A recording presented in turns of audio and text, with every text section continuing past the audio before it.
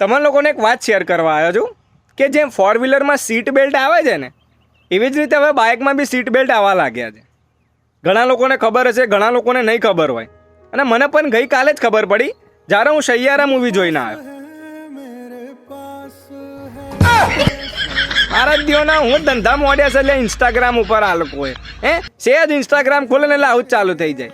તું પાસે હે મેરે પાસે હે સે મતલબ કેસે વાયરસ જે છે હાળા ગીતો એવા બનાવે છે ને મને તો આ ગીત વાપરીને 2-5 મિનિટ માટે હાળો એવું થઈ ગયું મારે તો કોઈ ગર્લફ્રેન્ડે નહીં, મારે તો જિંદગીમાં બ્રેકઅપ નહીં થયું, પણ એવું થઈ ગયું ને ગીત વાપરીને કે મને કોઈક મૂકીને ના આવી ગયું હોય એમ. એક ટાઈમ પર કોરોના વાયરસ એવું કહેતો હતો, અત્યારે સૈયારા વાયરસ એવું કહે છે તું